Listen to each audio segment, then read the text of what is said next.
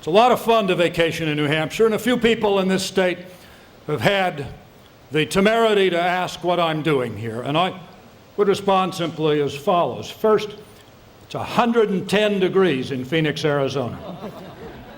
Secondly, I finally found a state where there are more Republicans than in Arizona. And third, I'm here tonight to announce to you that I am a candidate for the goodwill and affection of C. Arthur Soucy and the City Club of Manchester. It's a great honor to be here.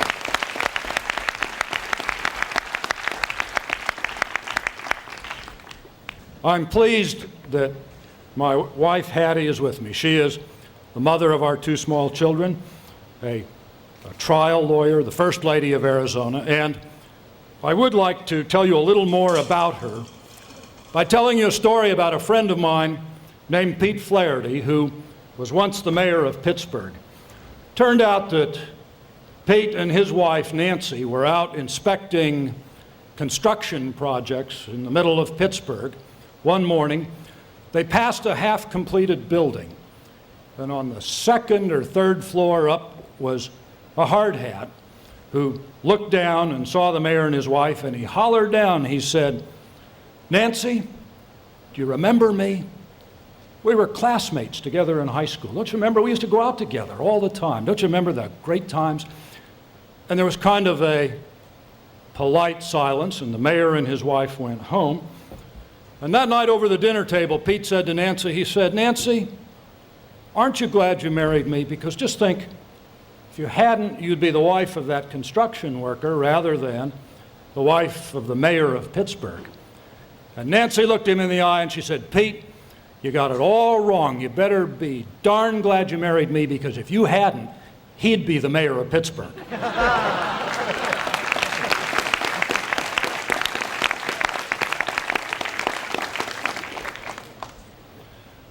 I sense that New Hampshire is on the threshold of change. I am a two-term governor, and I believe that two-term governors should be succeeded by Democrats. And I believe that New Hampshire is ready to elect a Democratic governor.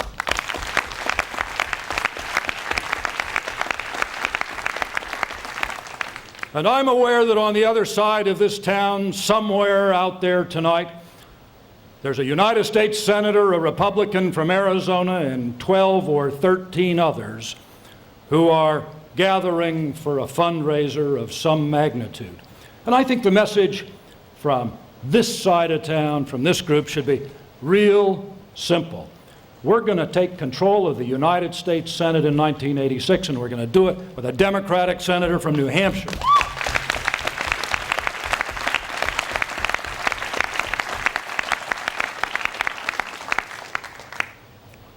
I know the hour is moving along. I will be brief, but I do want to talk about the future of our party and to tell you briefly who I am.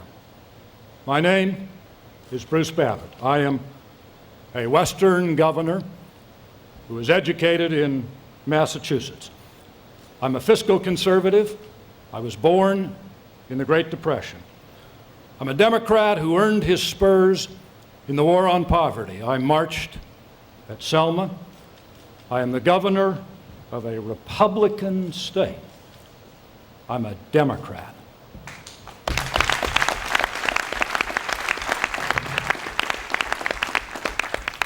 And like many of you in New Hampshire, I've been talking and thinking and arguing about the fate of the Democratic Party in 1986 and in 1988.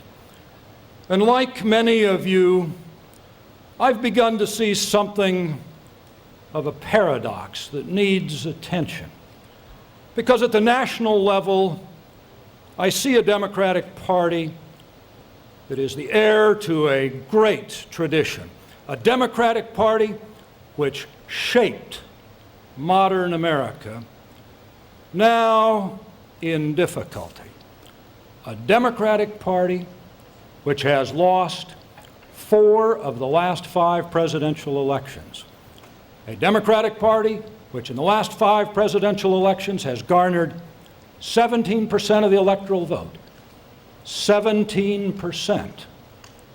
A Democratic Party which desperately needs vigorous, enthusiastic regeneration.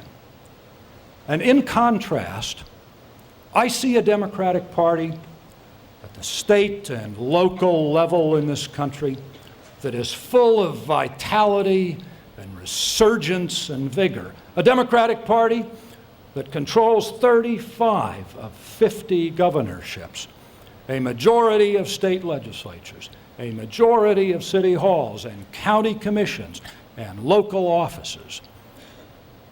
A Democratic Party in my state that has achieved that vigor with imagination and attention to basics, economic development, balanced budgets, educational standards and reform, medical health care cost containment, attention to environmental issues, clean air, clean water, all of the things that are on the minds of our people. And it seems to me that those kinds of programs and that experience, if it can work in Arizona and in 34, 35, in most other states, has a message about how it is we can regenerate and recreate this Democratic Party. And my intention simply is to join with all of you to see if we can build a national party that echoes and expands these achievements and this approach. And that's why I'm here. The cause is urgent, because without a vigorous national Democratic Party, this nation will turn to the Republicans, and that's no solution. It's no solution to settle for Graham-Rudman, because that's government by default. And it's no solution to settle for Star Wars. It's defense by fantasy. And it's no solution to settle for those trade deficits, because that's economics by surrender. And if you think the Reagan era is no solution, look at Michigan, at the recent success of Pat Robertson there, and imagine what Republicanism is going to look like in the post-Reagan era. I believe that's not the future. It isn't. We, Democrats, are the solution. Now, where do we start to rebuild our party and to reinvent the future? I think we start where the Republicans have already admitted failure, with social welfare. We start there where Democrats have always begun and where true Democrats must always begin. We start by setting priorities, by making choices, by inventing a government committed to helping those who really need it and getting out of the way of everyone else. What's the Republican solution? Well, New Hampshire's an interesting place to talk about that. New Hampshire, the home of Graham-Rudman, that great Republican treaty of surrender, a piece of legislation about which Senator Rudman himself said, it's a bad idea whose time has come. And you know something? He's half right. Half right.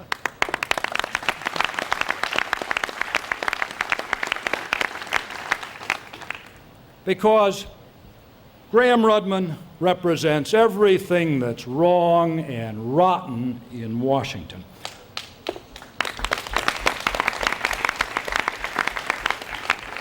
Graham-Rudman is a statement that nothing really matters. There aren't any choices. It's a statement that presidential libraries have the same priority as sick children. It's a statement that the homeless are indistinguishable from funding for military bands, that medical research means no more than junk mail out of the Congress. Isn't that unbelievable? Isn't it amoral? And isn't it really a confession of political bankruptcy? because a government of the people, by the people, for the people, can't be run by a flip of the coin. The ability to govern means the ability to make choices. And if you can't make those choices, and if you can't justify them, you don't have any business being in government, and you ought to get out.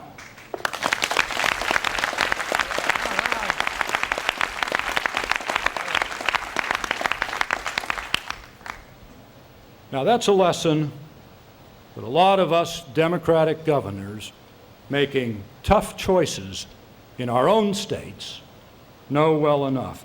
And what we need in Washington is a leader who will step up to reality and look constituent groups right in the eye and say, some things really are more important than others. And what is most important, absolutely, is our families and our kids.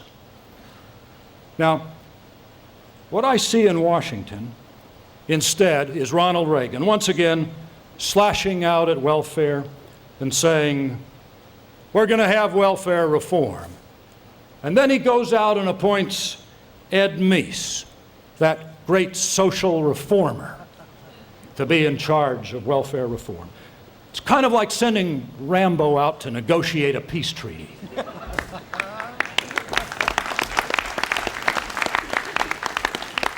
Now, we do indeed need welfare reform, but we don't reform welfare by destroying it, because welfare is a federal responsibility. But it does need to be restructured to require work and to promote responsibility.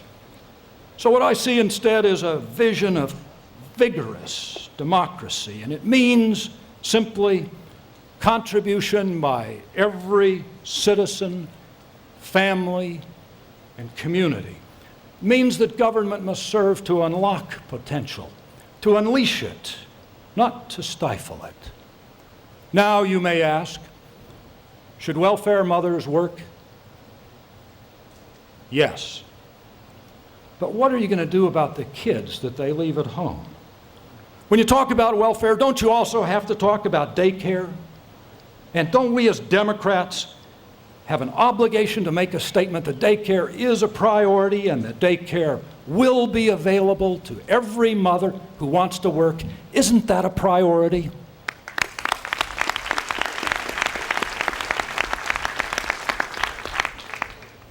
What about medical care for those kids? Why can't we realize that with all of the resources in this country that we can take care at the very least of children whose plight is not of their making? And why is it that we can't do that? Isn't that a priority? The federal government, properly structured, can help us do those things, because government does have the power to choose.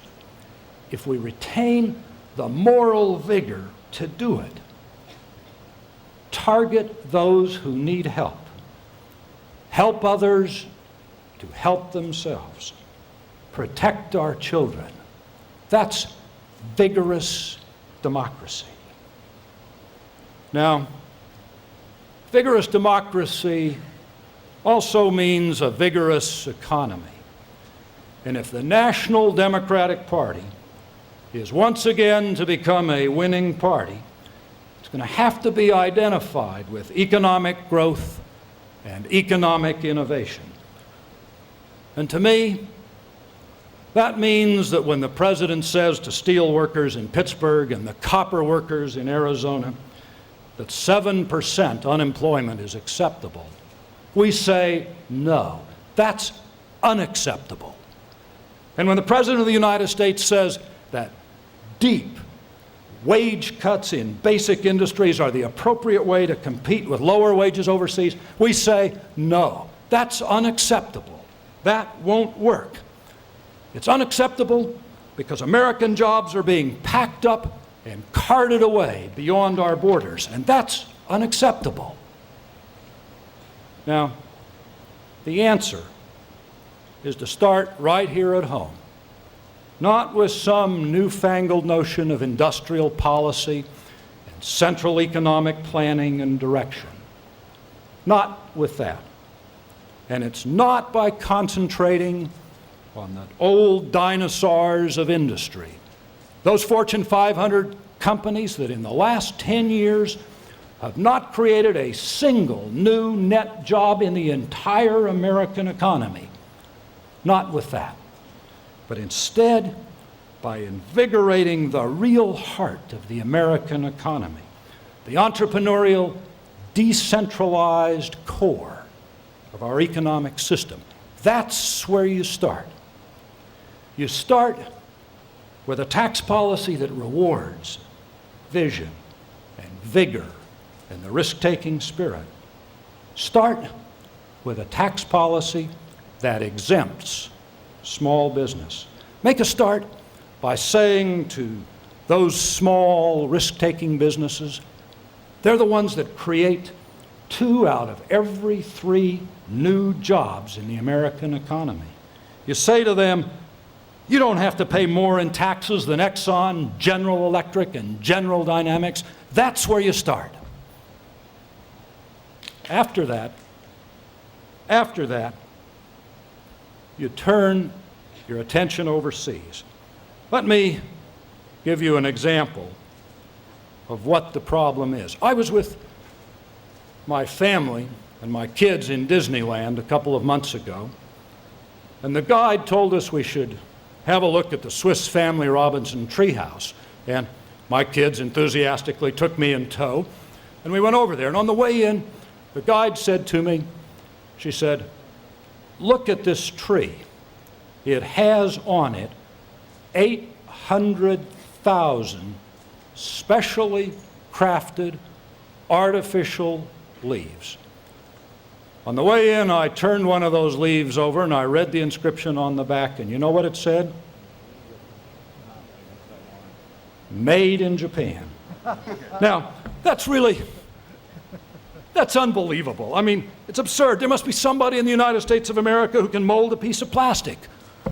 We've become an economy in which other countries are living off us, in which we are becoming an economy in which we wash each other's laundry, cook each other fast food, and cash each other's checks. Is that your vision of the United States of America? What it means is we're selling out, we're giving up.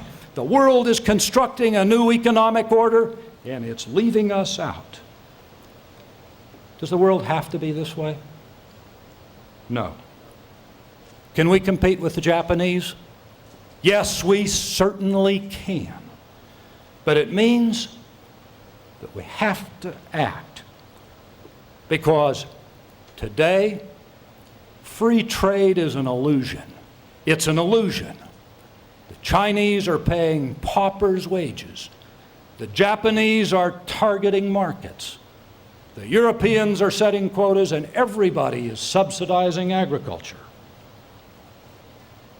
How, you may ask, do we change that? We don't change that with piecemeal solutions. We don't do it by setting quotas for Arizona's copper industry, or more tariffs for the steel industry, or piecemeal industry selective solutions that will drive us downward in a spiral of trade warfare. But it must be done. We must act, and I submit that it can only be done by a president who has the courage to call the free world together and to lay down the outlines of a brand new world trading order. We have to use our power and our influence and our standing in this world to present the industrial world with one simple rule, and to stand by it. What goes out must come back. You export and you import, and you do both in roughly equal measure. And we need a president with the willpower to do that, because that's vigorous democracy. Now, that means vigorous democracy at home and the vigorous defense of democracy abroad, because we are an enormously powerful nation and a great and positive exemplar of nationhood. But our greatness, our real greatness, is in our beliefs. And that means we are at our best not when we export only military might, but when we export those American beliefs, values that have a lot to do with responsibility and respect for one another. Because being powerful does not always mean flexing our military muscles. And in any case, it never means just that. It never means only that. Our truest strength comes when we remain faithful to supporting abroad what we stand for here at home. We don't fudge on democracy, and we don't bend the rules for a favorite dictator, and we realize that censorship and torture and murder are always wrong. They're wrong whether they're committed by their SOB or ours. Our truest strength comes when we realize that peace, it's not best served by this international kind of make my day mentality. And peace is not served when we race with the Russians on a course of unrestrained nuclear escalation. Rather like two children standing knee-deep in a pool of gasoline, arguing about who has the most matches. Peace is not served by this destabilizing and dangerous fantasy of Star Wars. And it is very much ill-served by turning our backs on a SALT II treaty that presidents, Republican and Democrat alike, have stood for right up to this very administration. Peace is only served in one way. When we learn that being powerful is good, but being powerful and wise is better, because that is our truest strength.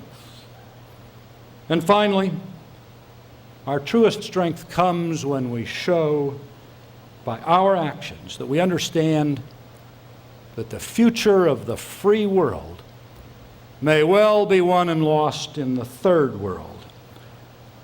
We show our strength when we fight for democracy in Central America. But we don't do that by prolonging a conflict dangerous to our allies when our clients are little better than our enemies, and we don't do it by funding the Contras in Nicaragua.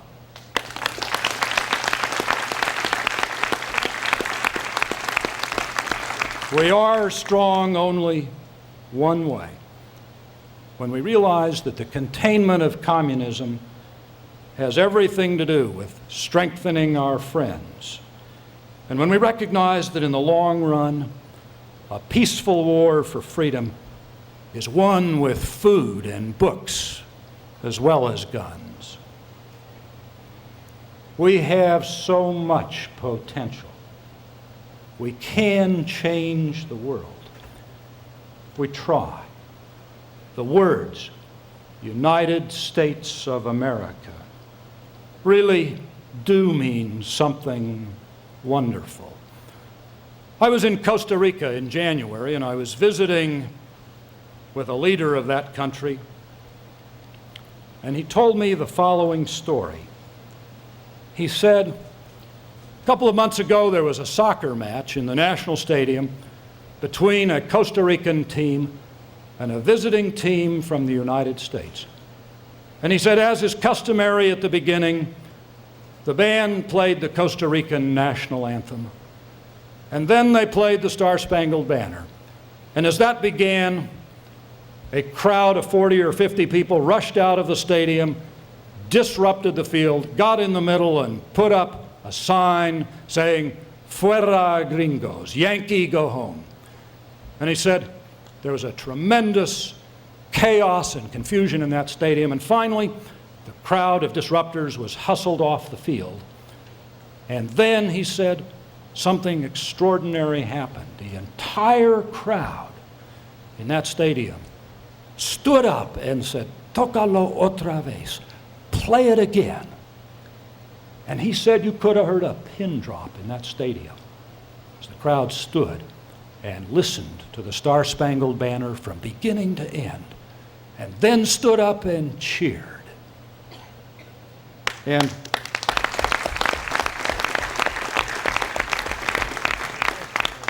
I said, "What does that mean? Tell me what it means." And he said, "What it means is that we understand in our country that our fate and the fate of our institutions and of democratic ideals is tied, linked absolutely to the success of the American democracy and its ideals and its economy and its future." And what this story tells me in my turn is that we do have the power to move people, and that we move them with our ideals, because that is democracy at its most vigorous. The Reagan era is nearly over, and it is time to remake our future once again. It's time for the Democratic Party, that has retained its vitality within the states, to step forward onto the national scene and to say, once again, it's our turn.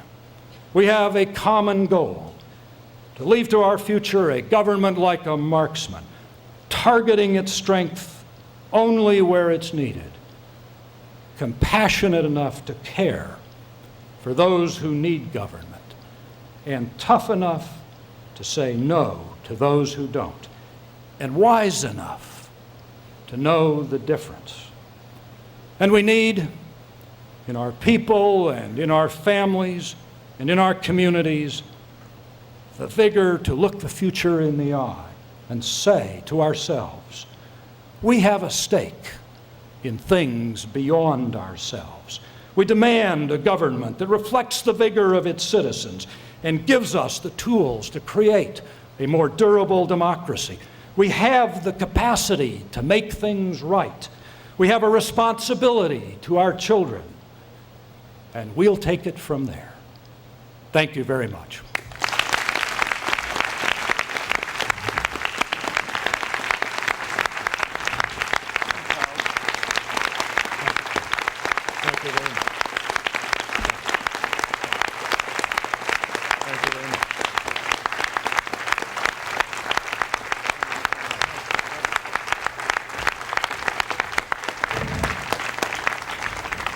Well, we thank you very much, Governor Babbitt. These are the words that we're going to have to start paying a lot of attention to over the months ahead. We thank you for saying them. Before we leave, I've got one more introduction to make, and that is of the highest elected official in the city of Manchester, City Welfare Commissioner Leo Bernier. Leo, would you take a bow? And that, ladies and gentlemen, concludes our program. Governor Babbitt will stay to meet with anyone who would like to talk with him. And C. Arthur has asked me to say that the bar remains open. Thank you very much, ladies and gentlemen, for coming and for your help.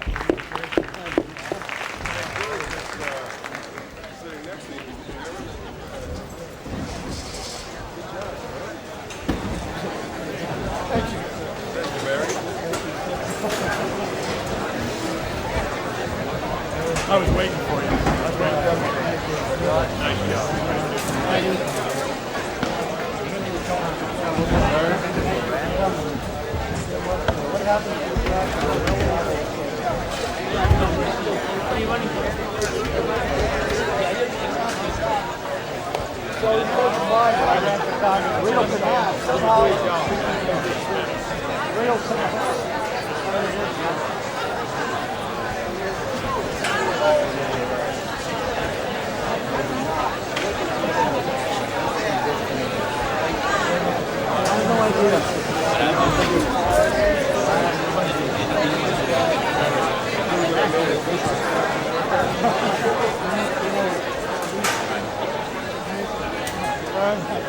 Daddy. Thanks for coming. Very good. Very good. The kid is running. Good. My daughter. 19.